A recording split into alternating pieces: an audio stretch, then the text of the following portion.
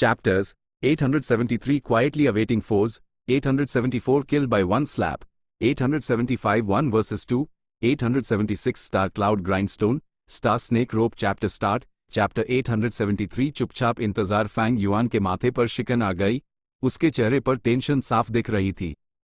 कीन बाई शेंग, जियांगयू, ही लैंगजी, जू सोंगजी, हे चेंग और दो अनजान गु इमोर्टल्स जिनके बारे में यूएसईवाई कुछ नहीं पता था। उनमें से सिर्फ जू सोंगजी और जियांग यू हाई रैंक 6 गु इमोर्टल्स बाकी सब रैंक 7 गु इमोर्टल्स थे। फैंग युआन को अंडू अनजान गु इमोर्टल्स के बारे में कोई आइडिया नहीं था, लेकिन बाकी लोगों में कीन बाई शेंग, हे लैंगजी और ही चेंग तीनों हाई एक्सपीरियंस वाले रैंक 7 थे। हे चेंग सुपर फोर्स, हे ट्राइब का एक गु इमोर्टल था, भले ही उसी एक अंदरूनी चोट थी और वो इमोर्टल किलर मूव्स इस्तेमाल नहीं कर सकता था, जिससे उसकी बैटल स्ट्रेंथ बुरी तरह गिर गई थी। वो अपने पीक कंडीशन में नहीं था, लेकिन उसके इमोर्टल गु डार्क एरो को हल्के में नहीं लिया जा सकता था। हे लैंगजी नॉर्दर्न प्लेन्स का एक मशहूर ट्रांसफॉर्मेशन पाथ डिमोनिक इमोर्टल था, उसकी परवरिश अजीब तरह से हुई थी और वो बेहद बेरहम और जालिम था। उसके पास 3 इमोर्टल लेवल के डेसोलेट वुल्फ ट्रांसफॉर्मेशंस दी, उसकी बैटल स्ट्रेंथ काफी हाई थी। उसी एक बार ओल्ड एंसेस्टर जूहू ने अपनी टीम में शामिल होने का ऑफर दिया था, लेकिन उसने मना कर दिया था। अन सब में सबसे स्ट्रांग था कीन बाई शेंग। ये आदमी सैकड़ों सालों से नॉर्दर्न प्लेन्स में घूम रहा था। एक अकेले कल्टीवेटर के तौर पर उसने ल्यू हाओ, चन्यू जोंग, नू रडू को हराया था, बाई छंजी, jade fire farmer, mountain lord Tian king को मार डाला था, युआन रंगजुन के साथ उसका मुकाबला बराबरी पर छूटा था और 5 एलिमेंट्स ग्रैंड मास्टर से अपनी जान बचाकर निकलने में कामयाब रहा था। वो एक रैंक 7 गु इमोर्टल था। नॉर्दर्न प्लेन्स में उसका स्टेटस वैसा ही था जैसा सेंट्रल कॉन्टिनेंट में शीले का। ज्यादातर लोगों की नज़र में वो रैंक 7 बैटल स्ट्रेंथ के पीक पर था, सिर्फ रैंक 8 गु इमोर्टल्स हाई यूएसईवाई दबा सकते थे। वो ओल्ड लॉर्ड केन्यांग के लेवल से काफी ज्यादा स्ट्रांग था, और डराने वाली बात यह थी कि उसकी बैटल स्ट्रेंथ हाई जबरदस्त नहीं थी, बल्कि वो प्लानिंग में भी बहुत माहिर था। उसने नॉर्दर्न प्लेन्स ऑक्शन ऑर्गेनाइज किया था और उसमें सबसे बड़ा विनर वही था। ऐसे इंसान के सामने क्लाउड बिल्डिंग्स को बचाने की कोशिश करना, फैंग युआन का परेशान होना कोई अजीब बात नहीं थी। लेकिन लंग या लैंड स्पिरिट ने फैंग युआन के कंधे पर थपथपाया और कहा, मैं तुमसे क्लाउड बिल्डिंग डिफेंड करने को नहीं कह रहा हूं, तुम्हें बस उसी रोक कर रखना है। मेन टाइम खरीदने की कोशिश कर रहा हूं। HMPH, इन लोगों की हिम्मत तो देखो, उन्होंने सीधे लैंग या ब्लेस्ड लैंड पर हमला कर दिया। बस तुम 30 मिनट तक टिके रहो, मैं इन लोगों को इसका अंजाम भुगतने पर मजबूर कर दूंगा। लैंग या लैंड स्पिरिट ने पूरे कॉन्फिडेंस के साथ कहा। जैसा फैंग युआन ने सोचा था, लंग या लैंड स्पिरिट के पास जरूर कोई ट्रम्प कार्ड था जो सिचुएशन पलट सकता था। पिछले 3 हमलों में लंग या लैंड स्पिरिट के बैटल रिजल्ट्स कमाल के ये 12 डेसोलेट बीस्ट अकेले ऐसा नहीं कर पाते। तो फिर वो ऐसी कौन सी चीज है जिस पर लंग या लैंड स्पिरिट इतना भरोसा कर रहा है? फैंग युआन के अंदर एक जबरदस्त क्यूरियोसिटी जाग उठी। उसने इस ख्याल को छुपाने की कोई कोशिश नहीं की, उसने सीधे पूछ लिया। लेकिन लंग या लैंड स्पिरिट ने यूएसईवाई बताया नहीं, वो बस अजीब तरह से मुस्कुराया। इसके बाद लैंड स्पिरिट ने फैंग युआन को कुछ इंस्ट्रक्शंस दिए और यूएसईवाई एक लेटर गु देकर वहां से टेलीपोर्ट हो गया। अस लेटर गु में क्लाउड बिल्डिंग्स को मैनिपुलेट करने की टेक्निक लिखी हुई थी। यह क्लाउड बिल्डिंग लैंग या लैंड स्पिरिट ने फैंग युआन को उधार दी थी, वो उसी अपनी मर्जी से कंट्रोल कर सकता था। फैंग युआन ने यूएसईवाई डू 3 बार देखा, उसने मैनिपुलेशन टेक्निक को दिल से याद कर लिया। फिर उसने थोड़ी प्रैक्टिस की और उस पर अपनी पकड़ बना ली। यह cloud buildings 12 wave cloud confusion formation के फॉर्मेशन कोर थे। फैंग युआन के दिमाग में स्टार थॉट्स घूमने लगे और क्लाउड बिल्डिंग्स के बारे में सीखने के बाद यूएसईवाई 12 वेव क्लाउड कन्फ्यूजन फॉर्मेशन के बारे में काफी कुछ समझ आ गया। दूसरे शब्दों में, ये एक धुंध वाला फॉर्मेशन था जो एक भूल भुलैया जैसा था। भले ही ये एक बैटलफील्ड किलर मूव के लेवल तक नहीं था, लेकिन ये उससे बस एक कदम ही दूर था। ऐसा नहीं था कि लंग या लैंड स्पिरिट के पास बैटलफील्ड किलर मूव्स नहीं थे, लेकिन एक बैटलफील्ड किलर मूव सेटअप करने के लिए डाउ मार्क्स को उकेरना पड़ता है। नए जोड़े गए डाउ मार्क्स इस दुनिया के डाउ मार्क्स के साथ आसानी से कंपैटिबल नहीं होते, उनमें टकराव और बेमिलपन होता। इससे लंग या ब्लेस्ड लैंड को हाई नुकसान पहुंचता। इसलिए लैंड स्पिरिट ने ऐसा नहीं किया। सिर्फ टाइम खरीदने के लिए 12 वेव क्लाउड कन्फ्यूजन फॉर्मेशन एक गु फॉर्मेशन की हदों तक पहुंच चुका था। जब एक गु इमोर्टल फॉर्मेशन के अंदर होता है, तो उसके पांचों सेंसर्स गड़बड़ा जाते हैं और वो दिशा नहीं बता पाता, दाएं या बाएं के बीच, या हो सकता है कि वो बस एक ही जगह पर गोल गोल घूमता रह जाए। सिर्फ एक investigative immortal killer move high Gu immortal को गू फॉर्मेशन के थ्रू रास्ता ढूंढने में मदद कर सकता था। सिर्फ सभी 12 क्लाउड बिल्डिंग्स को तबाह करके हाई इस फॉर्मेशन को पूरी तरह से डिस्ट्रॉय किया जा सकता था।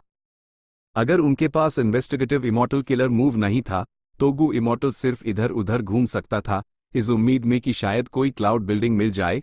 ये पूरी तरह से किस्मत पर डिपेंड करता था। उनके लिए खुशकिस्मती ये थी कि एक बार गू फॉर्मेशन सेटअप हो गया तो 12 क्लाउड बिल्डिंग्स को हिलाया नहीं जा सकता था, वरना इन्वेस्टिगेटिव इमॉर्टल किलर मूव के बिना गू इमॉर्टल्स यूएससीवाई कभी नहीं ढूंढ पाते, किस्मत भी उनकी मदद नहीं कर पाती। फैंग युआन क्लाउड बेड पर बैठा और उसने कई ऑब्जर्वेशन मिरर्स खोल लिए, इस क्लाउड बिल्डिंग के आसपास के माहौल को चेक करने लगा।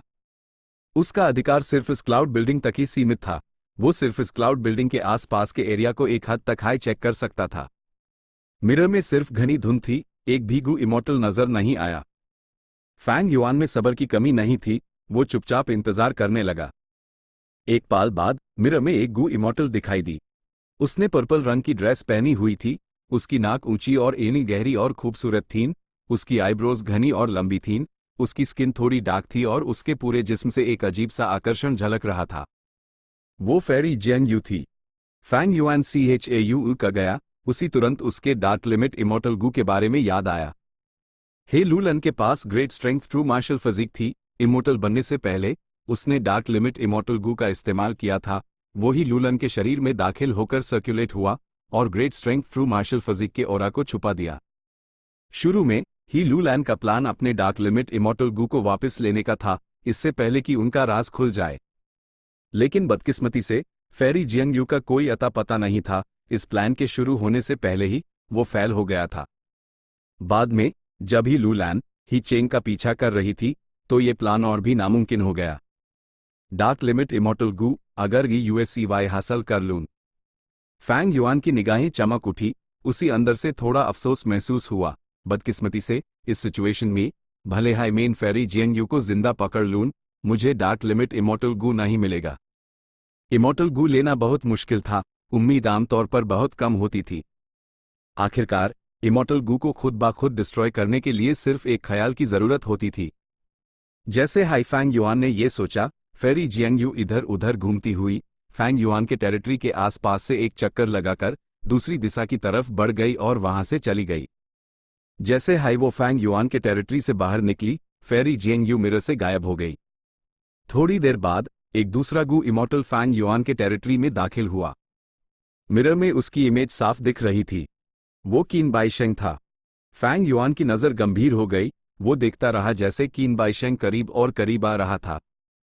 बेशक यहां मौजूद सभी गू इमॉर्टल एक्सपर्ट्स में से जिसका सामना फैंग युआन सबसे कम करना चाहता था, वो कीन बाइशेंग था। फैंग युआन को अभी तक ये पता नहीं चला था कि फंग जियोगे से लड़ने के बाद कीन बाइशेंग अपनी असली ताकत हासिल कर चुका था। लेकिन सिर्फ कीन बाइशेंग के पिछले परफॉर्मेंस के बेसिस पर ही वो सेंट्रल कॉन्टिनेंट के शीले के लेवल पर था। इस तरह का दुश्मन बहुत ज्यादा स्ट्रांग था। अगर उसने सच में इस क्लाउड बिल्डिंग को ढूंढ लिया, तो फैंग युआन ने तुरंत फैसला कर लिया कि वो उसके साथ बस कुछ हाई मूव्स एक्सचेंज करेगा और फिर पीछे हट जाएगा। भले ही वो लंग या लैंड स्पिरिट को रिइंफोर्स कर रहा था, यह सपोर्ट सिर्फ सिचुएशनल था। फैंग युआन ने कभी लंग या लैंड स्पिरिट के लिए अपनी जान देने के बारे में नहीं सोचा था।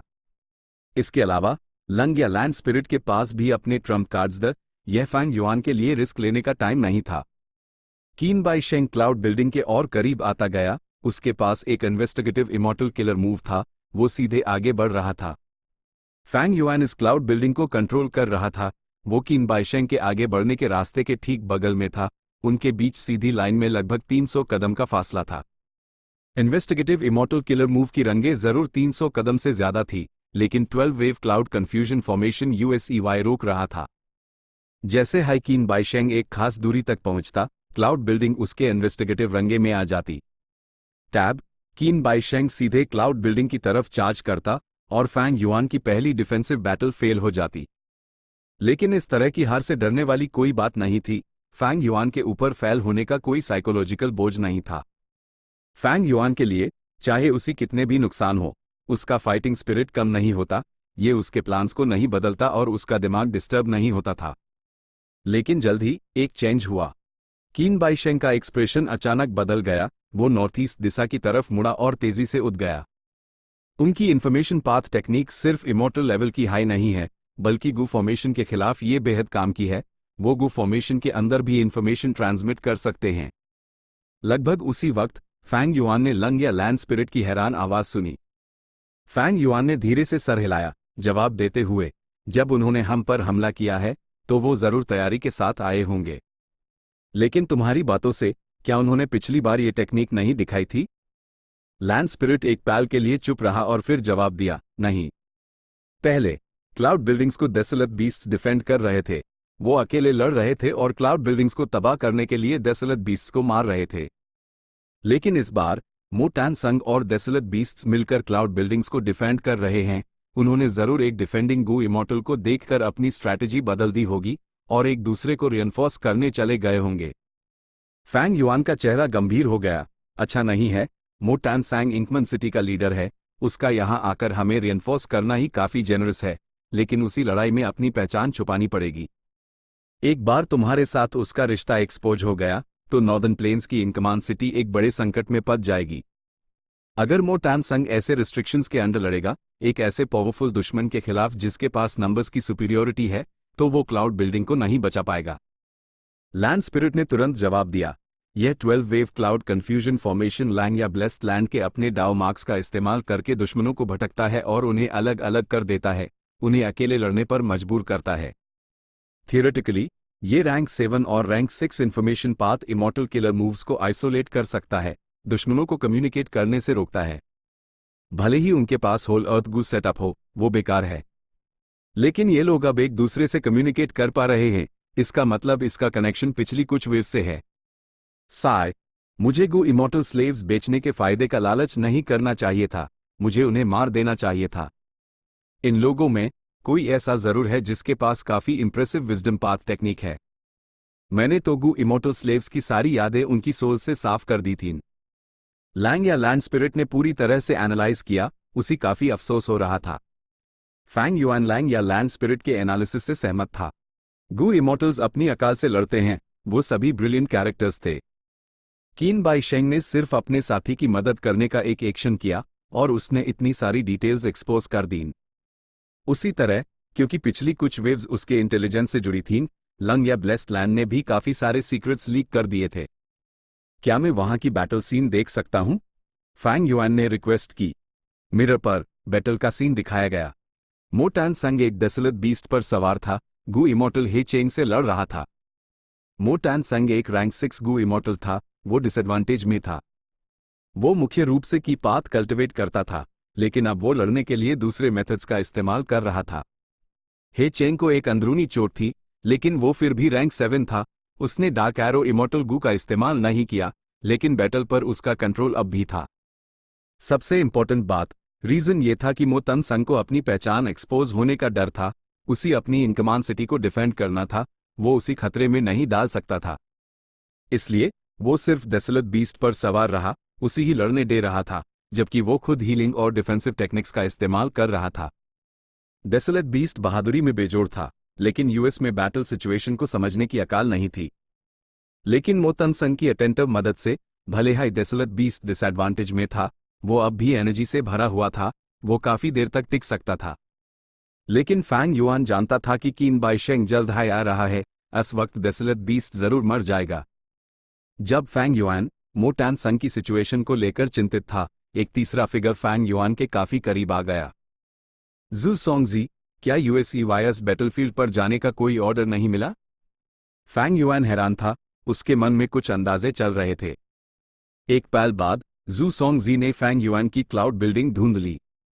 उसका मूवमेंट एक पल के लिए रुका और फिर वो बिजली की रफ्तार से क्लाउड बिल्डिंग की तरफ बढ़ा। फैंग युआन भी उठ खड़ा हुआ, उसका चेहरा सख्त था। लड़ाई फौरन शुरू हो गई। चैप्टर 874 एक ही थप्पड़ में खत्म। जिन 7 गू इमॉर्टल्स ने लंग या ब्लेस्ड लैंड पर हमला किया था, उनमें से जिससे फैंग युआन सबसे ज्यादा लड़ना चाहता था, वो था जू सोंगजी। क्योंकि अन सब में जू सोंगजी का कल्टिवेशन लेवल सबसे कम था और उसकी बैटल स्ट्रेंथ भी शायद सबसे कम थी। साथ ही फैंग युआन पहले भी जू सोंगजी से लड़ चुका था। उनकी पिछली लड़ाई में जू सोंगजी स्ट्रेंथ पाथ फैंटम आर्मी से हारकर पीछे हट गया था। वो बुरी हालत में वहां से निकला था। दूसरे शब्दों में, जू सोंगजी एक बार फैंग युआन से हार चुका था। फैंग युआन के एक्सपीरियंस के हिसाब से वो जू सोंगजी की औकात जानता था। लेकिन मैं इस लड़ाई में लापरवाह नहीं हो सकता। फैंग युआन का चेहरा गंभीर था। मिरर में जू सोंगजी को देखते हुए, जो उसकी क्लाउड बिल्डिंग के करीब आ रहा था, उसके मन में ना कोई नफरत थी ना ही घमंड। शेर भी चिड़िया का शिकार पूरी ताकत से करता है। फैंग युआन का नेचर हाई हमेशा सतर्क रहने वाला था। इसके अलावा इस लड़ाई में फैंग युआन को कई चिंताएं थीं। उसकी पहली चिंता ये थी कि ये कोई सोलो बैटल नहीं थी, ये हमलावरों और लंग या ब्लेस्ड लैंड के बीच एक बड़ी लड़ाई थी। अगर फैंग युआन और जू सोंगजी लड़ा, तो क्या दूसरी तरफ से रिइंफोर्समेंट्स आएंगे? इसकी संभावना बहुत ज्यादा थी। उसकी दूसरी चिंता जू सोंगजी की बढ़ी हुई बैटल स्ट्रेंथ थी। लैंग या ब्लेस्ड लैंड में हमलावर कोई भी मोर्टल गू इस्तेमाल नहीं कर सकते थे। इस बात का मतलब कि जू सोंगजी यहां तक पहुंचा है, यानी उसके पास कम से कम एक इमॉर्टल गू जरूर था। ये राज आसानी से खुल गया, क्योंकि जू सोंगजी की फैंग युआन तक पहुंचने की स्पीड बहुत तेज थी। वो एक असली इमॉर्टल किलर मूव का इस्तेमाल कर रहा था। लगता है इस लड़ाई में मुझे प्लान बनाकर स्नीक अटैक करना होगा, ताकि मेरी बढ़त बनी रहे। भले ही बाद में कोई उसकी मदद के लिए आ जाए, मेरा प्रेशर काफी कम हो जाएगा। फैंग युआन के दिमाग में तेजी से शातिर ख्यालात दौड़ने लगे। दूसरों के खिलाफ साजिश रचने में शातिर ख्यालात सबसे ज्यादा असरदार होते थे। फैंग युआन को इसका काफी एक्सपीरियंस था। जू सोंगजी तेजी से आगे बढ़ा। उसके सामने का नजारा रुका हुआ था। उसी बस सफेद धुंध ही दिख रही थी जो उसकी पूरी नजर में भरी हुई थी। जैसे ही वो तेजी से उड़ रहा था, ठंडी हवाएं उस पे लग रही थीं, लेकिन वो बेहद एक्साइटेड महसूस कर रहा था। यही फर्क है इमॉर्टल गू और मोर्टल गू में। ये सच में कमाल है। जू सोंगजी एक इमॉर्टल किलर मूव से उड़ने का आनंद ले रहा था। उसके दिमाग का एक हिस्सा उसके अपने इमॉर्टल एपर्चर पर कंसंट्रेट कर रहा था। उसके इमॉर्टल एपर्चर में एक आइस पाथ इमॉर्टल गू था, जो काफी बड़ा था। ये लगभग एक आम घोड़े के साइज का था। पूरा इमॉर्टल गू एक दिल जैसा दिखता था। ये एक बर्फ की मूर्ति थी जो बहुत असली लग रही थी। उससे ठंडी एनर्जी निकल रही थी। ये था आइस हार्ट इमॉर्टल गू। आइस हार्ट इमॉर्टल गू जू सोंगजी का नहीं था। ये यूएसईवाई शैडो सेक्ट के कीन बाइशेंग ने उधार दिया था, ताकि लैंग या ब्लेस्ड लैंड पर हमला करते वक्त उसकी ताकत बढ़ सके। कीन बाइशेंग ने जू सोंगजी को सिर्फ ये रैंक 6 इमॉर्टल गू हाई नहीं दिया, बल्कि उसने उसी कई इमॉर्टल किलर मूव्स भी दिए जो आइस हार्ट इमॉर्टल गू को कोर बनाकर इस्तेमाल करते थे, जिसमें अटैक, डिफेंस, मूवमेंट, हीलिंग और बाकी सब शामिल थे। जू सोंगजी आमतौर पर एक स्नोपाथ गू इमॉर्टल था, लेकिन स्नोपथ और आइसपथ जुड़वा जैसे थे। वो लगभग एक जैसे थे और आपस में जुड़े हुए थे। यह आइसपाथ इमॉर्टल गू और उसके किलर मूव्स जू सोंगजी के लिए बहुत सूटेबल थे। आइस हार्ट इमॉर्टल गू से हड्डियां जमा देने वाली ठंडी एनर्जी निकल रही थी, लेकिन जू सोंगजी का दिल जोश से जल रहा था। कीन बाइशेंग ने जू सोंगजी से मिशन पर निकलने से पहले वादा किया था, अगर इस बार वो अपने मकसद में कामयाब हो गए, तो वो आइसपाथ इमॉर्टल गू को जू सोंगजी को इनाम के तौर पर दे देंगे। इसलिए जू सोंगजी पूरे मोटिवेशन से भरा हुआ था। जब से वो ब्लेस्ड लैंड में दाखिल हुए वो बहुत जोश से काम कर रहा था। आखिरकार इस वक्त वो वुडन चिकन इमॉर्टल गू ढूंढ रहा था। उसने इंपीरियल कोर्ट की लड़ाई में मा ट्राइब को सपोर्ट करने में कोई कमी नहीं छोड़ी थी।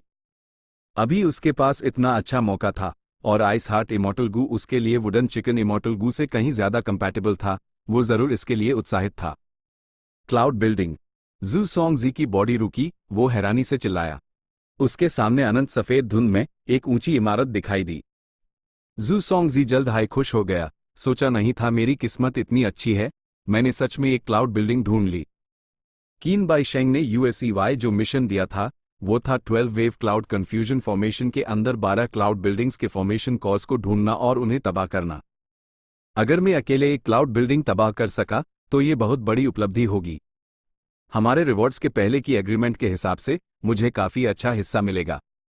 लेकिन हर क्लाउड बिल्डिंग को एक डेसोलेट बीस्ट डिफेंड कर रहा है, मुझे सावधान रहना चाहिए। जल्द ही जू सोंगजी शांत हो गया, जैसे कि उसने उसके ख्यालात सुन लिए हों। एक डेसोलेट बीस्ट क्लाउड बिल्डिंग से नीचे उतरा, उसकी तरफ कूदते हुए। यह डेसोलेट बीस्ट हाथी जैसा विशाल था। इसका रंग पीला भूरा था और घने बाल उसके आधे से ज्यादा शरीर को ढके हुए थे। ये वो ही yellow jade lion desolate beast था जिसे फैंग युआन ने स्टारी स्काई ग्रोटो हेवन से उठाया था और लंग या लैंड स्पिरिट को दे दिया था। येलो जेड लायन ने कोई आवाज नहीं की, वो बिजली की रफ्तार से जू सोंगजी की तरफ लपका। सही टाइम पर आया। जू सोंगजी ने जोश से भरा चेहरा दिखाया, लेकिन उसका शरीर पीछे हट गया, वो बहुत सावधान था। येलो जेड लायन का हमला खाली गया, उल्टा जू सोंगजी ने उनके बीच की दूरी बढ़ा दी। उसने अपनी आस्तीन लहराई और एक बड़ा बर्फ का तूफान बाहर निकला।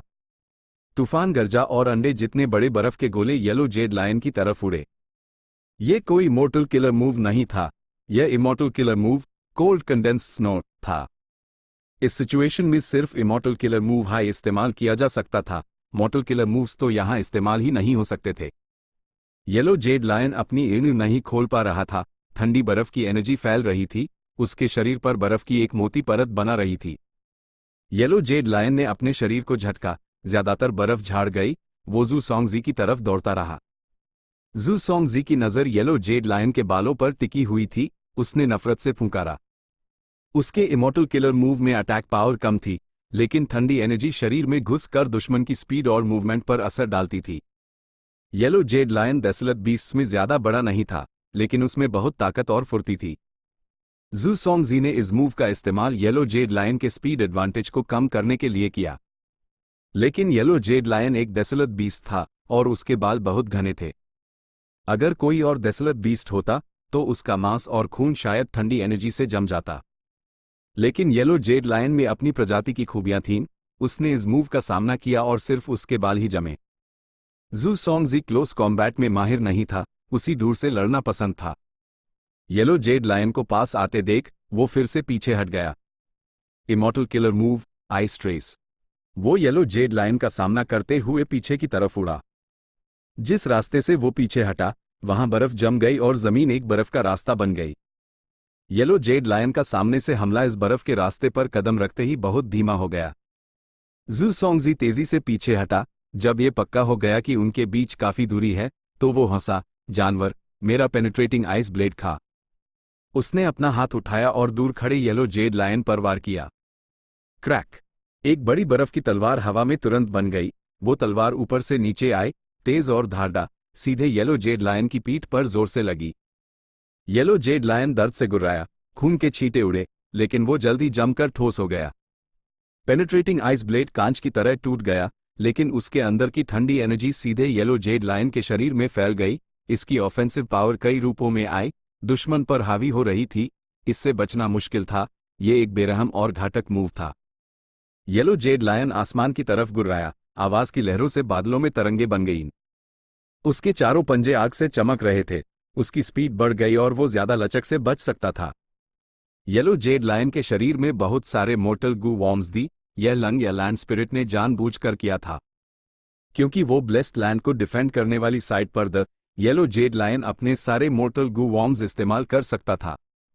लेकिन ठंडी एनर्जी उसके शरीर के अंदर थी, येलो जेड लायन की स्पीड बहुत कम हो गई थी। जू सोंगजी को फायदा मिल रहा था, वो येलो जेड लायन पर हमला करने के लिए इमोर्टल किलर मूव्स का इस्तेमाल करता रहा। येलो जेड लायन के लिए सिचुएशन खराब होती जा रही थी, उसके शरीर पर घाव बढ़ते जा रहे थे, वो धीमा होता जा रहा था। जब वो खून खांसता तो गर्म खून नहीं, बल्कि ठंडा जमा हुआ खून निकलता। हा हा हा, शानदार, क्या मजा आ रहा है। जू सोंगजी बेफिक्री से जोर से हंसा। उसने वो सारे इमोर्टल किलर मूव्स इस्तेमाल कर लिए जो कि इन बाइशेंग ने यूएसईवाई दिए थे। वो इमोर्टल किलर मूव्स होने की ताकत को महसूस कर सकता था। पहले डेसोलेट बीस्ट्स यूएसईवाई बहुत परेशान करते थे, लेकिन उसके इमोर्टल किलर मूव्स की बौछार के बाद ये वाला सिर्फ इधर उधर भाग सकता था और दयनीय तरीके से गुर्रा सकता था। ए फ्लैट आखिरी मूव, आइस हार्ट लॉक, मुझे इसकी ताकत भी टेस्ट करनी है। जू सोंगजी ने भागना बैंड कर दिया, वो आगे बढ़ा और येलो जेड लायन पर झपटा। वो बेहद तेज था, जैसे एक बाज आसमान में शिकार पकड़ने की कोशिश कर रहा हो। येलो जेड लायन के रिएक्ट करने से पहले ही उसके गू वॉर्म्स ने जू सोंगजी के जबरदस्त ऑरा को महसूस कर लिया था और येलो जेड लायन के शरीर पर रोशनी का एक कवच एक्टिवेट कर दिया था। HMPH, बच्चों का खेल।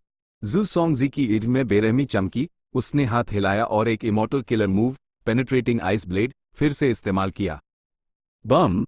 बर्फ की तलवार येलो जेड लायन की पीठ से टकराई, टुकड़े टुकड़े हो गई। मॉर्टल गू से बना रोशनी का कवच एक पाल भी नहीं टिका और आइस ब्लेड से आसानी से टूट गया। एक गहरा घाव जो हड्डी तक दिखा रहा था येलो जेड लायन की पीठ पर बन गया। येलो जेड लायन दर्द से चिल्लाया, वो और से नहीं सका, जमीन पर ढेर हो गया। जू सोंगजी ने येलो जेड लायन की पीठ पर पैर रखा, वो अचानक लेट गया और अपने दोनों हाथ येलो जेड लायन के शरीर पर रख दिए। क्रैक क्रैक, बर्फ जमने की हल्की आवाजें सुनाई दे रही थीं।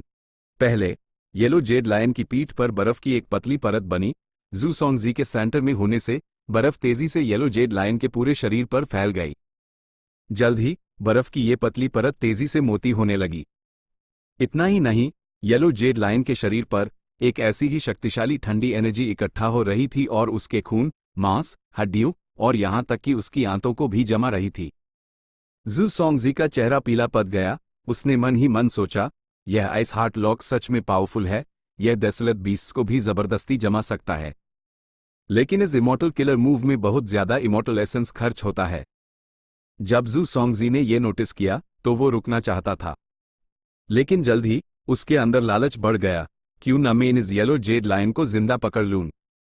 मैं पहले इसे जमा सकता हूं और बाद में जब किसी को बेचूंगा तब पिघला दूंगा।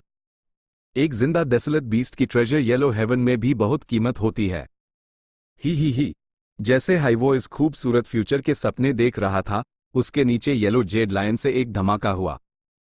एक जोर के धमाके के साथ एक स्ट्रेंथ पथ के विशाल हाथ ने जू सोंगजी को जकड़ लिया, जो वक्त रहते भाग नहीं पाया। जू सोंगजी घबरा गया, ये क्या है? Ice armour. उसके शरीर पर एक मोटा बर्फ का कवच आ गया। स्ट्रेंथ पाथ के विशाल हाथ ने बर्फ के कवच को पकड़ा, कवच पर दरारें आ गईं। जू सोंगजी के होठ मुड़ गए, उसने एक बेरहम मुस्कान दिखाई, इससे मैं अपने डिफेंसिव किलर मूव की दूसरी एबिलिटी टेस्ट कर सकता हूं। आइस आर्मर, फट जा। एक जोर के धमाके के साथ बर्फ का कवच फट गया और आसपास बहुत सारी ठंडी एनर्जी फैल गई। फैंग युआन का स्ट्रेंथ पाथ विशाल हाथ जबरदस्त फोर्स से पीछे धकेल दिया गया। जू सोंगजी ने मौके का फायदा उठाया और उठ गया, लेकिन अगले हाईपाल उसकी शातिर मुस्कान जम गई। उसके सर के ऊपर एक स्ट्रेंथ पाथ विशाल हाथ तैयार खड़ा था। जू सोंगजी आसमान में उड़ा, उसका बर्फ का कवच अभी अभी टूटा था, वो उसी तुरंत दोबारा एक्टिवेट नहीं कर सकता था। इस स्ट्रेंथ पाथ विशाल हाथ ने उसी ऐसे मारा जैसे कोई मक्खी को मारता है। जैसे ही वो यूएस पर गिरा, जू सोंगजी को पीट कर मांस के कीम में बदल दिया गया। चैप्टर 875 एक के बदले दो, तुमने एक दुश्मन गू इमॉर्टल को मार दिया। बहुत अच्छे, बहुत अच्छे, बहुत अच्छे। फैंग युआन अभी अभी येलो जेड लायन के शरीर से बाहर निकला ही था कि लंग या लैंड स्पिरिट की आवाज सुनाई दी। फैंग युआन का पहला ख्याल था, ऐसा लगता है कि इस लैंग या ब्लेस्ड लैंड में साउंड पाथ डाउ मार्क्स काफी ज्यादा हैं। लैंग या लैंड स्पिरिट अपनी आवाज इतनी आसानी से ट्रांसमिट कर सकता था, हु इमॉर्टल लैंड स्पिरिट और स्टार फॉर्म लैंड स्पिरिट के पास ऐसी एबिलिटी नहीं थी। ये दिखाता था कि लंग या ब्लेस्ड लैंड में बड़ी संख्या में साउंड पाथ डाउ मार्क्स थे। लैंड स्पिरिट बहुत हैरान था कि फैंग युआन जू सोंगजी को मार सका। उसने 3 बार बहुत अच्छे कहा। जब से ये हमला शुरू हुआ था, ये पहली बार था जब दूसरी पार्टी ने अपना कोई मेंबर खोया था। फैंग युआन, सोचा नहीं था कि तुम इमॉर्टल गू रेसिपीज डिड्यूस करने में इतने अच्छे होने के बावजूद ऐसी बैटल स्ट्रेंथ रखते हो। इस मोड़ पर लंग या लैंड स्पिरिट ने तारीफ करते हुए आहें भरी। ही। फैंग युआन भी हंसा। जब वो हंसा, जू सोंगजी का कीमा अभी अभी जमीन पर गिरा था। फैंग युआन इस बैटल रिजल्ट से संतुष्ट था। उसके नीचे येलो जेड लायन मरने के करीब था। यूएसईवाई फैंग युआन ने जू सोंगजी से निपटने के लिए एक मोहरे के तौर पर इस्तेमाल किया था और ये बहुत अच्छी तरह से काम कर गया। इस लड़ाई में फैंग युआन ने सिर्फ वेगली फेमिलियर फेस और स्ट्रेंथ पाथ जायंट हैंड का इस्तेमाल किया था। उसने जू सोंगजी को मारने के लिए बहुत कम रिसोर्सेज का इस्तेमाल किया, जबकि उसी एक बड़ा इफेक्ट मिला। इस पॉइंट तक फैंग युआन गहरी से जानता था कि हर तरह की लड़ाई सिर्फ इकोनॉमिक कॉन्फ्लिक्ट्स का हाई एक विस्तार है। दूसरे शब्दों में, जंगें, लड़ाइयाँ सब बिजनेस की तरह ही होती हैं। आप जो भी डालते हो और पाते हो, वो सब फाइनेंशियल एस्पेक्ट में ही होगा। फैंग युआन काफी संतुष्ट क्यों था? क्योंकि उसने इस लड़ाई में बहुत कम रिसोर्सेज लगाए, लेकिन एक बड़ा इम्पैक्ट पैदा किया। बिजनेस की टर्मिनोलॉजी में, उसने छोटा सा कैपिटल लगाया और बदले में भारी मुनाफा कमाया। जू सोंगजी के पास इमॉर्टल गू था और इमॉर्टल किलर मूव्स का पूरा सेट था। अगर फैंग युआन उससे आमने सामने लड़ता, तो शायद वो दर्जन भर मूव्स के बाद भी उसी हरा नहीं पाता। भले हाइजू सोंगजी यहाँ सिर्फ इमॉर्टल किलर मूव्स इस्तेमाल कर सकता था और फैंग युआन मॉर्टल गू इस्तेमाल कर सकता था, लेकिन इमॉर्टल किलर मूव्स की ताकत के सामने उनका मुकाबला करने के लिए इमॉर्टल किलर मूव्स हाई इस्तेमाल करने पड़ते, है ना? इस तरह उसका ग्रीन ग्रेप इमॉर्टल एसेंस खर्च बहुत ज्यादा होता। इतना ज्यादा इमॉर्टल एसेंस खर्च करना जबकि जू सोंगजी शायद हारता भी नहीं, और इसके अलावा अगर वो मदद के लिए और गू इमॉर्टल्स को बुला लेता तो फैंग युआन को पीछे हटना पड़ता।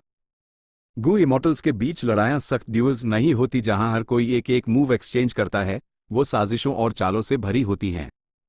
फैंग युआन ने अंदाजा लगाया था कि जू सोंगजी की बैटल स्ट्रेंथ कम थी और स्नोई माउंटेन ब्लेस्ड लैंड का मेंबर होने के नाते वो हमला करने वाले गू इमॉर्टल्स में एक आउटसाइडर था। उसने ये भी अंदाजा लगाया था कि जू सोंगजी के पास इमॉर्टल गू था। सबसे इंपॉर्टेंट बात, फैंग युआन जानता था कि जू सोंगजी ने पिछले इंपीरियल कोर्ट कॉन्टेस्ट में क्या किया था। जू सोंगजी को इमॉर्टल गू की बहुत बड़ी ख्वाहिश थी, फैंग युआन ये जानता था। इसलिए उसने आसानी से अंदाजा लगा लिया कि जू सोंगजी के पास इमॉर्टल गू क्यों था और उसकी इस वक्त की मानसिक स्थिति क्या थी। जैसा कि कहते हैं, खुद को और अपने दुश्मन को जानो और तुम कभी नहीं हारोगे। जू सोंगजी को फैंग युआन के बारे में कुछ नहीं पता था और वो एक आउटसाइडर भी था। ऐसा लगता था कि यूएसईवाई कीन बाइशेंग की चेतावनी नहीं मिली थी। अगर कीन बाइशेंग ने जू सोंगजी को बताया होता कि क्लाउड बिल्डिंग्स में गू इमॉर्टल्स डिफेंड कर रहे हैं, तो जू सोंगजी इतना लापरवाह नहीं होता। और ज्यादा घातक ये था कि पहले हमलावरों ने बेरहमी से हमला किया था, कई क्लाउड बिल्डिंग फॉर्मेशन कोर्स को तबाह कर दिया था और कई डेसोलेट बीस्ट्स को मार दिया था। हर लड़ाई के बाद कीन बाइशेंग इन्फॉर्मेशन भेजता और सबको इन्फॉर्म करता। कीन बाइशेंग के एक्शंस समझ में आते थे, क्योंकि जब गू इमॉर्टल्स अलग अलग थे और फॉर्मेशन कोर्स को बिना किसी मकसद के ढूंढ रहे थे, तो हो सकता है कि कुछ ना पाकर वो अनिश्चित महसूस करें और उनका मराल गिर जाए। जब जू सोंगजी ने नोटिफिकेशन सुने तो उसी लगा कि उसकी साइड एक तरफा जीत रही है, उसका मराल हाई था। उसकी फैंग युआन से हार भी उसी रीजन से हुई कि घमंडी सेना की हार पक्की होती है। इसके विपरीत फैंग युआन चालबाज और धोखेबाज था, छुपे हुए पार्टी होने के नाते उसी एक बड़ा एडवांटेज था। ऑफ कोर्स उसके अंदाजे गलत भी हो सकते थे, आखिरकार वो सब अनुमान हाई थे। लेकिन असल में यूएसईवाई जू सोंगजी की मानसिक स्थिति की पूरी समझ थी। वो तो धोखे से येलो जेड लायन के शरीर के अंदर भी छुप गया था। जू सोंगजी के पास एक इन्वेस्टिगेटिव इमॉर्टल किलर मूव था। उसने येलो जेड लायन के शरीर को कम से कम 3 बार स्कैन किया था, लेकिन उसी डर था कि कहीं येलो जेड लायन के पास कोई वाइल्ड इमॉर्टल गू ना हो। अगर वो उसके ध्यान भटकने पर हमला कर देता तो वो मुश्किल में पड़ जाता। क्योंकि जू सोंगजी को कोई इमॉर्टल गू नहीं मिला, वो और भी लापरवाह हो गया। फैंग युआन के वेगली फेमिलियर फेस का इस प्रोसेस में बहुत महत्व था। अगर उसने खुद को छुपाने के लिए इस किलर मूव का इस्तेमाल नहीं किया होता, तो भले ही वो येलो जेड लायन के शरीर के अंदर छुपा होता, जू सोंगजी यूएसईवाई ढूंढ लेता। इन सभी रीजन्स की वजह से ऐसा CHAUA का एन वाला रिजल्ट हुआ। गू इमॉर्टल्स सभी इंसानों में ड्रैगन्स जैसे थे। अगर जू सोंगजी लापरवाह नहीं होता तो अपनी मौजूदा ताकत के साथ वो फैंग युआन से आमने सामने लड़ सकता था। भले ही वो थोड़ा कमजोर होता, वो लड़ाई को कुछ देर तक जरूर खींच सकता था। लेकिन अफसोस की बात थी कि उसका दुश्मन फैंग युआन था। फैंग युआन के पास अपनी पिछली जिंदगी की यादें थीं। अच्छे शब्दों में उन्हें बुद्धि कहा जा सकता था, लेकिन साफ शब्दों में उन्होंने उसी चालबाजी करने की अनुमति दी। वो अपनी ताकत का एक हिस्सा इस्तेमाल करके उसी कई गुना इफेक्ट के साथ अनलीश कर सकता था। लैंग या लैंड स्पिरिट, मैंने जू सोंगजी को मार दिया, तुम मुझे क्या इनाम दोगे? जू सोंगजी का इमॉर्टल एपर्चर तबाह हो गया, उसके अंदर सब कुछ तबाह हो गया, लेकिन उसके सारे डाउ मार्क्स इस ब्लेस्ड लैंड में आ गए हैं। फैंग युआन ने मुस्कुराते हुए पूछा। हाँ, चिंता मत करो, लड़ाई के बाद तुम्हें भारी इनाम मिलेगा। मैं उम्मीद करता हूं कि तुम इस क्लाउड बिल्डिंग को अच्छी तरह डिफेंड करोगे। मो टान संग पहले ही बुरी तरह जख्मी है, वो मुश्किल से बचकर निकला, उसकी क्लाउड बिल्डिंग तबाह हो गई। तुम्हारे पास जू सोंगजी की सोल है, हमें यूएसईवाई सर्च करके इन लोगों की डिटेल्स निकलनी होंगी। लैंड स्पिरिट ने जवाब दिया। फैंग युआन की नज़र थोड़ी और सख्त हो गई। ये पहली बार नहीं था जब उसने किसी गू इमॉर्टल की सोल को पकड़ा था। इस वक्त ताइबाई ब्लेस्ड लैंड में ताइबाई यून शेंग ने नोटिस नहीं किया था, लेकिन यहाँ लंग या ब्लेस्ड लैंड में सब कुछ लंग या लैंड स्पिरिट के सामने एक्सपोज हो गया था। जहां तक मो तन संग के अपनी बिल्डिंग खून की बात है, ये बहुत नॉर्मल था, यह फैंग युआन की उम्मीदों से अलग नहीं था। जू सोंगजी मर गया। कीन बाइशेंग एक क्लाउड बिल्डिंग के मलबे पर खड़ा था, अचानक उसका शरीर कांपा और वो बोला, क्या? उसके पास तुम्हारा दिया हुआ इमॉर्टल गू था और इमॉर्टल किलर मूव्स का पूरा सेट भी, वो अचानक कैसे मर गया? हे चेंग, जो उसके पास खड़ा था, को एक बड़ा झटका लगा। जू सोंगजी के मरने के बाद ही चेंग का प्रेशर बढ़ गया। शैडो सेक्ट के लोगों में भले हाई हे चेंग रैंक 7 था, उसकी बैटल स्ट्रेंथ काफी कमजोर थी। वो जू सोंगजी का एक नेचुरल एलाई था। हे चेंग की लगातार चिंता ब्लेस्ड लैंड नहीं थी, बल्कि उसके आसपास के अनजान एलाइज थे। वो उनके जाल में फंस गया। कीन बाइशेंग ने कुछ पाल सोचा, उसकी अड़ी तेजी से चमकी। अगर आमने सामने की लड़ाई होती, जब तक कोई रैंक 8 गू इमॉर्टल हमला ना करता, जू सोंगजी कुछ देर तक टिक जाता। लैंग या ब्लेस्ड लैंड में रैंक 8 गू इमॉर्टल्स बिल्कुल नहीं है। इसलिए सबसे ज्यादा संभावना यह है कि जू सोंगजी को एक क्लाउड बिल्डिंग या कोई इंपॉर्टेंट चीज मिली। उससे वादा किए गए इनाम को पाने के लिए उसने किसी और को नहीं बताया, और क्योंकि उसी नए इमॉर्टल गू माइल्ड वो उन्हें टेस्ट करना चाहता था, इस मेंटालिटी का दुश्मन ने फायदा उठाया और उन्होंने एक जाल बिछाया। सही मौके पर उन्होंने जू सोंगजी को मार दिया। हे चेंग ने ठंडी सांस खींची, तो उसका दुश्मन आसान नहीं है। उन्होंने सच में जू सोंगजी की मौत की साजिश रची। भले ही उसने ये कहा, ही चेंग कीन बाइशेंग से और भी ज्यादा सावधान हो गया। इस कीन बाइशेंग के पास दिमाग भी था और ताकत भी। ना सिर्फ उसकी बैटल स्ट्रेंथ जबरदस्त थी, बल्कि वो इतनी कम इन्फॉर्मेशन से इतने कम टाइम में ऐसा कंक्लूजन निकल सकता था। साजिश और चालबाजी के मामले में वो उसकी फाइटिंग पावर से ऊपर थे। शायद ये इसलिए हुआ क्योंकि मैं हमारे लिमिटेड कम्युनिकेशन मेथड को बर्बाद करने में बहुत रिलेक्टेंट था। एक सबक सीखने को मिला। कीन बाइशेंग ने अजीब ढंग से आहें भरी, लेकिन वो जल्दी मुस्कुराया। लेकिन हम पहले हाई आर्ट क्लाउड बिल्डिंग्स तोड़ चुके हैं। मैं इन क्लाउड बिल्डिंग्स के फॉर्मेशन कॉज को समझ गया हूं और एक मोर्टल किलर मूव बनाया है जो हमें बाकी क्लाउड बिल्डिंग्स ढूंढने में मदद करेगा। लेकिन यहां इस मोर्टल किलर मूव को इस्तेमाल करने के लिए हमें इसे प्रोटेक्ट करने के लिए इमोर्टल किलर मूव्स का इस्तेमाल करना पड़ेगा। उसने ऐसे ही एक मोर्टल किलर मूव बना लिया। उसका अटेनमेंट लेवल क्या है? हे चेंग का दिल कांप गया। कीन बाइशेंग दूसरों को ट्रांसमिट करने लगा। उसने अनजान काले चोगे वाले गू इमॉर्टल को अपने पास बुलाया, ताकि जब वो मोर्टल और इमॉर्टल किलर मूव्स इस्तेमाल करे तो यूएससीवाई प्रोटेक्ट कर सके। ये दिखाता था कि कीन बाइशेंग को ही चेंग पर बिल्कुल भरोसा नहीं था। उसने हुई फंगजी और हे लैंगजी को भी यूएस जगह पर जाने का ऑर्डर दिया जहां जू सोंगजी मारा था।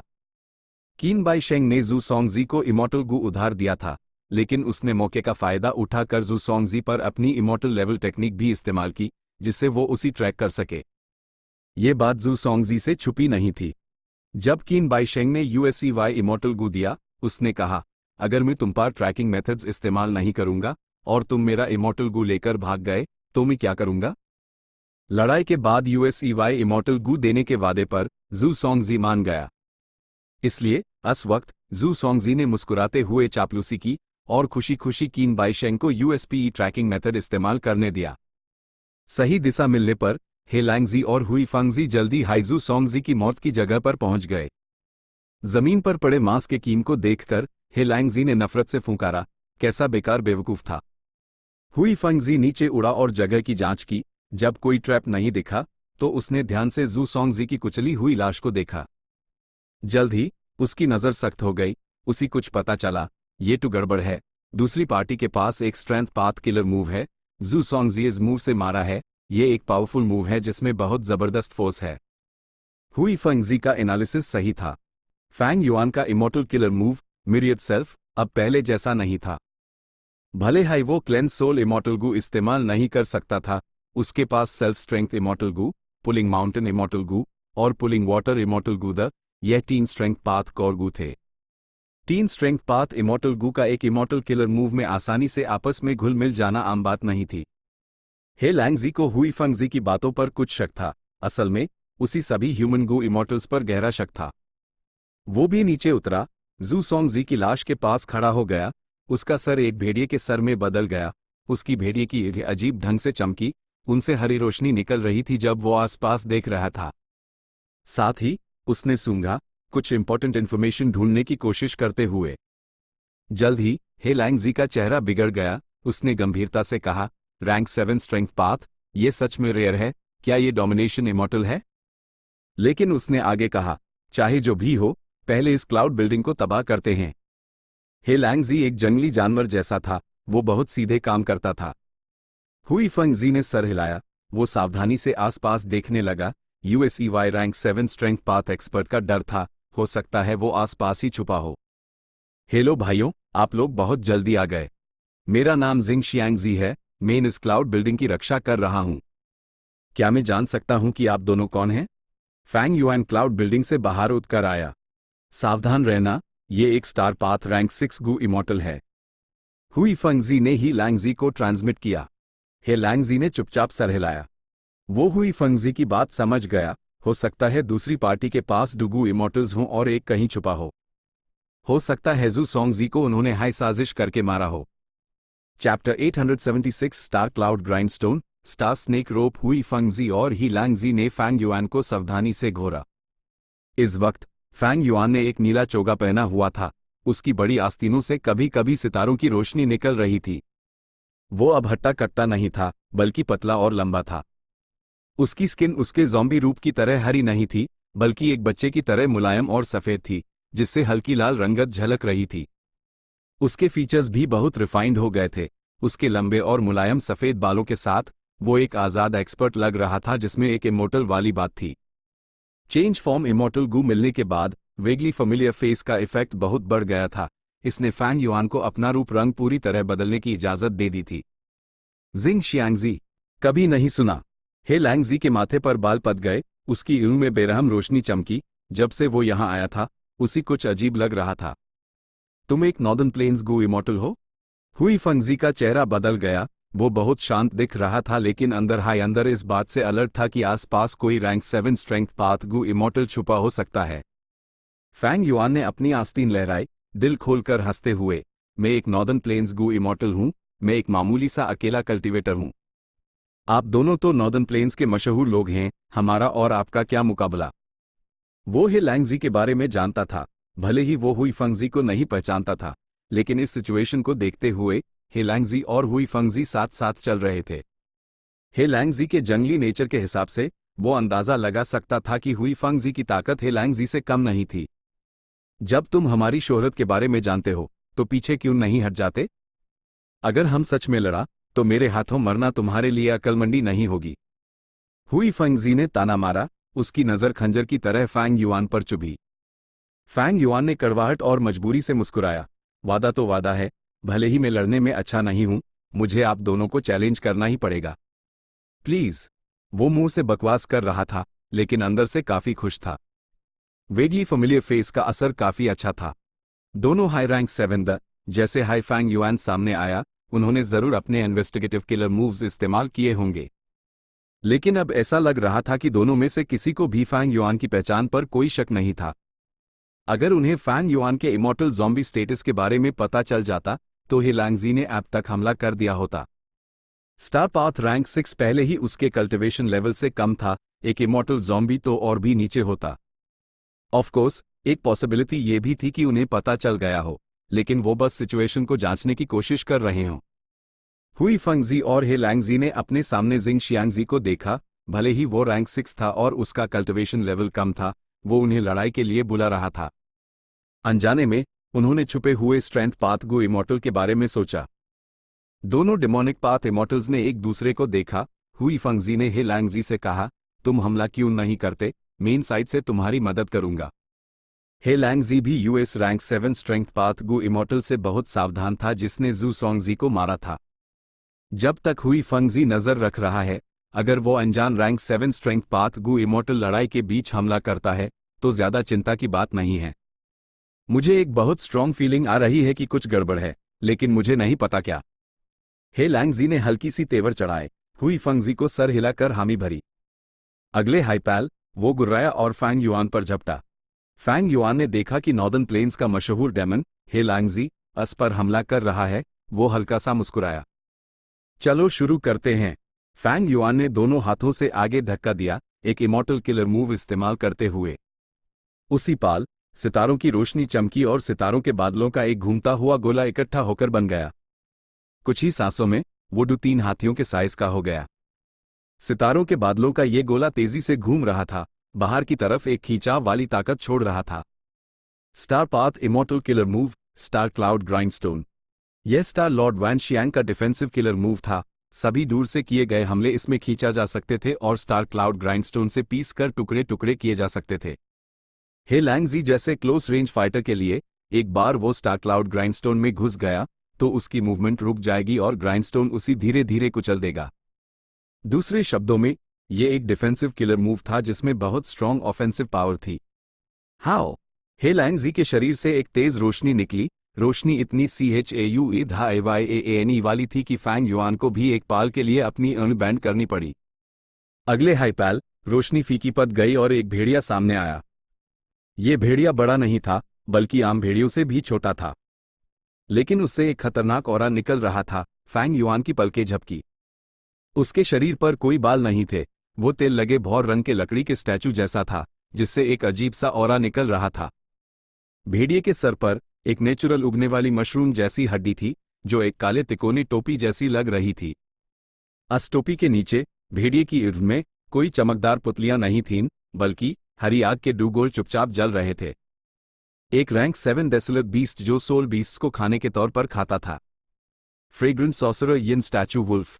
हे लैंगजी के fragrant sorcerer yin statue wolf में ट्रांसफॉर्म होने के बाद उसकी स्पीड पहले से 3 गुना हो गई। वो एक साय के गोले जैसा था। फैंग युआन की इर्द के सामने झलक रहा था। इतनी जबरदस्त स्पीड मेरा इन्वेस्टिगेटिव किलर मूव UACY पकड़ नहीं सका। फैंग युआन का दिल कांप गया। गू इमॉर्टल्स चाहे किसी भी लड़ाई में हो, स्पीड हमेशा एक क्रूशियल फैक्टर होता था।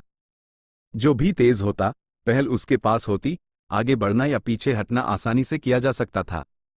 धीमा वाला अगर हमला करता तो दूसरे को मार नहीं पाता, अगर वो पीछे हटना चाहता तो उसी रोक लिया जाता। हे लैंगजी वाकई नॉर्दर्न प्लेन्स का एक मशहूर ट्रांसफॉर्मेशन पाथ डेमोनिक इमॉर्टल था। अपने इंसानी रूप में उसकी बैटल स्ट्रेंथ शायद सिर्फ रैंक 6 पीक स्टेज के लेवल की मानी जा सकती थी, लेकिन जिस पाल वो एक खतरनाक जानवर में बदला उसकी बैटल स्ट्रेंथ बढ़ गई। इसने साबित कर दिया कि उसके पास उसकी शोहरत के लायक ताकत थी। इस वक्त फैंग युआन डिसएडवांटेज में था। उसने पहल खो दी थी लेकिन वो घबराया नहीं। भले ही उसके पास एक अधूरा strength path immortal killer move था, 3 pairs of true solid bat wings, वो उन्हें एक्टिवेट कर सकता था लेकिन उसने उन्हें इस्तेमाल करने का कोई साइन नहीं दिखाया। ट्रू सॉलिड बैट विंग्स एक top tier mortal killer move था। एक बार जब iron crown eagle strength immortal Gu को उसके साथ एक्टिवेट करने का मौका मिलता तो वो एक इमॉर्टल किलर मूव के बराबर स्पीड अनलीश कर सकता था। इसलिए ये एक अधूरा इमॉर्टल किलर मूव था, लेकिन इस मूवमेंट किलर मूव का इफेक्ट बहुत अनस्टेबल था। इसके अलावा भले ही वो iron crown eagle strength immortal Gu को एक्टिवेट कर पाता, फैंग युआन की स्पीड फिर भी fragrant sorcerer yin statue wolf से धीमी होती। यह ancient desolate beast wolf rank 7 Gu immortals के बराबर लड़ सकता था। वो अपनी स्पीड और फुर्ती के लिए जाना जाता था। इसके अलावा अगर फैंग युआन ने अभी ट्रू सॉलिड बैट विंग्स इस्तेमाल किए तो वो एक स्ट्रेंथ पाथ गू इमॉर्टल होने की अपनी पहचान जाहिर कर देता। यह अच्छा आइडिया नहीं था। फैंग युआन ने जानबूझकर अब एक स्टार पाथ गू इमॉर्टल का रूप धारण किया था। वो अपने स्टार पाथ टेक्निक्स को टेस्ट करने के लिए स्ट्रॉन्ग दुश्मनों का इस्तेमाल कर रहा था ताकि वो इमॉर्टल ब्लेस्ड लैंड में पिछले कुछ दिनों में हासिल किए गए अपने ज्ञान को आकलन कर सके और इस नए बैटल स्टाइल को अपनाने की कोशिश कर सके। Fragrant sorcerer yin statue wolf जोर से गुर्राया। उसकी स्पीड इतनी तेज थी कि फैंग युआन उसी महसूस नहीं कर सका। वो बिजली से भी तेज था। पलक झपकते ही वो फैंग युआन के ठीक सामने था। फैंग युआन का चेहरा नहीं बदला। उसने एक ऐसा मूव चला जो हे लैंगजी की उम्मीदों से परे था। वो कूड़ा और पहले से एक्टिवेट किए हुए स्टार क्लाउड ग्राइंडस्टोन के अंदर चला गया। हे लैंगजी स्टार क्लाउड ग्राइंडस्टोन से बचकर सीधे फैंग युआन पर हमला करना चाहता था। इसलिए मानसिक और शारीरिक रूप से वो इस स्टार क्लाउड ग्राइंडस्टोन से बचने की कोशिश कर रहा था। फैंग युआन का अंदर कूदना वाकई हे लैंगजी की उम्मीदों से परे था। शुश! एक हल्की सी आवाज के साथ fragrant sorcerer yin statue wolf के पंजों ने फैंग युआन की पीठ को खरोंच दिया। Fragrant sorcerer yin statue wolf बस बहुत तेज था। भले हाई फैंग युआन उससे बचना चाहता था और स्टार क्लाउड ग्राइंडस्टोन में भागना चाहता था, फिर भी हे लैंगजी ने उसकी पीठ पर खरोंच मार ही दी। लेकिन ये खरोंच सिर्फ एक हल्की सी रगड़ थी। इससे फैंग युआन को ज्यादा नुकसान नहीं हुआ। इमॉर्टल ज़ॉम्बी बॉडी की अपनी ही जबरदस्त डिफेंस थी। फैंग युआन का नीला चोगा फट गया, लेकिन उसकी पीठ पर लगी चोट सिर्फ सतह पर थी। उसकी रीढ़ की हड्डी और हड्डियां सही सलामत थीं। जब खून बहा, मांस हिला और चोट जल्दी से भरने लगी, कुछ ही सांसों में उसकी चोट गायब हो गई। लेकिन खून अब भी हवा में था। वो धीरे धीरे रंग बदल रहा था और अपना असली रूप दिखा रहा था, इमॉर्टल ज़ॉम्बी खून की कई बूंदें। ओह, यह वेगली फेमिलियर फेस में एक कमी है। फैंग युआन ने इमॉर्टल ज़ॉम्बी खून की बूंदों को देखा। उसने इस बात को मन में नोट कर लिया। अगले हाइपैल, उसने अपनी आस्तीन लहराई और इमॉर्टल ज़ॉम्बी खून को उनके अंदर खींच लिया। वो स्टार क्लाउड ग्राइंडस्टोन के बीच में खड़ा होकर बाहर खड़े फ्रेग्रेंट सॉर्सरर यिन स्टैचू वुल्फ को देखने लगा। वो मुस्कुराया और इनवाइट किया, सर हे लैंगजी की फुर्ती कमाल की है, क्या आप यहाँ अंदर आकर मुझसे लड़ना चाहेंगे? स्टार क्लाउड ग्राइंडस्टोन एक डिफेंसिव किलर मूव क्यों था और ऑफेंसिव किलर मूव क्यों नहीं, यही वजह थी। फैंग युआन अब अंदर से लड़ रहा था। स्टार क्लाउड ग्राइंडस्टोन हर वक्त दुश्मन को कुचलता रहेगा, जबकि फैंग युआन को कोई नुकसान नहीं होगा और ना ही कोई रुकावट होगी। फ्रेग्रेंट सॉर्सरर यिन स्टैचू वुल्फ ने स्टार क्लाउड ग्राइंडस्टोन को गौर से देखा। उसकी बड़ी खाली एरी में एरी आग के 2 गोले जल रहे थे, जिससे फैंग युआन को हे लैंगजी से एक जोश की लहर महसूस हुई। हे लैंगजी जे पटने के लिए तैयार था जब फैंग युआन ने अपना ध्यान केंद्रित किया। लेकिन अगले हाइपैल, फ्रेग्रेंट सॉर्सरर यिन स्टैचू वुल्फ पीछे मुड़ा और दुश्मन को छोड़कर क्लाउड बिल्डिंग पर झपटा। मैं तुमसे क्यों लड़ूं? मेरा टारगेट ज्यादा से ज्यादा क्लाउड बिल्डिंग्स तोड़ना है। इस कमबख्त 12 वेव क्लाउड कंफ्यूजन गू फॉर्मेशन को तबाह करना है। इस वक्त हे लैंगजी मन हाइमन हंस रहा था। हे लैंगजी का मूव सीधे फैंग युआन की कमजोरी पर था। उसे अब एक कठिन फैसला लेना था। फैंग युआन के यहां होने का रीजन क्लाउड बिल्डिंग को डिफेंड करना था और टाइम खरीदने की कोशिश करना था। लेकिन अब हे लैंगजी क्लाउड बिल्डिंग पर हमला कर रहा था और फैंग युआन को इग्नोर कर रहा था। फैंग युआन को एक अलग मूव चलने पर मजबूर होना पड़ा। अगर फैंग युआन अपनी जगह खड़ा रहता और हिलता नहीं, हे लैंगजी को क्लाउड बिल्डिंग तबाह करने देता, तो वो अपने मकसद में कामयाब हो जाते। अगर फैंग युआन उसका पीछा करता, तो वो शारे एरक खतरे में पड़ सकता था। लेकिन प्रॉब्लम यह थी कि फ्रेग्रेंट सॉर्सरर यिन स्टैचू वुल्फ में ट्रांसफॉर्म होने के बाद वो हे लैंगजी की स्पीड का मुकाबला नहीं कर सकता था। पैसिव, फैंग युआन ऐप बहुत हाई पैसिव स्पॉट पर था। गू इमॉर्टल्स आखिरकार गू इमॉर्टल्स हाइदर लड़ाई में उनसे निपटना डेसोलेट बीस्ट्स या एंशिएंट डेसोलेट बीस्ट से कहीं ज्यादा मुश्किल था। हे लैंगजी ने 2 बार हमला किया। पहली बार वो स्टार क्लाउड ग्राइंडस्टोन के आसपास से घुमा और फैंग युआन पर हमला किया। इस बार उसने फैंग युआन को इग्नोर किया और क्लाउड बिल्डिंग के लिए गया। वो सच में बसीज वे टू रेस्क्यू चाओ की स्पिरिट दिखा रहा था। बसीज वे टू रेस्क्यू चाओ, ये कुछ ऐसा था जिसके बारे में फैंग युआन ने अपनी पिछली जिंदगी में अर्थ पर पढ़ा था। लेकिन ये गू मास्टर वर्ल्ड भी काफी असाधारण था। यहां भी इसी तरह की बुद्धि थी। गू इमॉर्टल्स के बीच लड़ाइयां ऐसी ही बुद्धि से भरी होती थीं। न सिर्फ उनकी ताकत पर आधारित आमने सामने का हमला होता था, बल्कि एक दूसरे के खिलाफ प्लानिंग और साजिश का एलिमेंट भी होता था। फ्रेग्रेंट सॉर्सरर यिन स्टैचू वुल्फ को क्लाउड बिल्डिंग की तरफ बढ़ते देख फैंग युआन, जो स्टार क्लाउड ग्राइंडस्टोन के अंदर था, परेशान नहीं हुआ, बल्कि हल्का सा मुस्कुराया। Immortal killer move, star snake rope. Star cloud grindstone के किनारे से 6 रस्सियां बाहर निकली। रस्सियां पतली थीं, वो कंडेंस स्टारलाइट से बनी थीं। रस्सियों के सायर नीले सितारों की रोशनी से चमक रहे थे, सांप के सिरों का रूप ले रहे थे। 6 रस्सियां जो 6 फटील सांपों जैसी थीं, आगे बाधिन, वो लहराते हुए फ्रेग्रेंट सॉर्सरर यिन स्टैचू वुल्फ के शरीर के चारों तरफ लिपट गईं। सर हे लैंगजी, कहाँ जा रहे हैं आप? प्लीज यहां अंदर आइए और लड़िए। फैंग युआन हंसा जब उसने स्टार क्लाउड ग्राइंडस्टोन को हिलाया। रस्सियों के साथ उसने फ्रेग्रेंट सॉर्सरर यिन स्टैचू वुल्फ को स्टार क्लाउड ग्राइंडस्टोन के अंदर खींच लिया। ओह, ये दोनों इमॉर्टल किलर मूव्स एक दूसरे के साथ कोऑर्डिनेट कर सकते हैं। ये तो एक अच्छी बैटल टैक्टिक है। फौरन हुई फंगजी ने भी तारीफ की और उसकी इन में एक तेज रोशनी चमकी। Chapter and.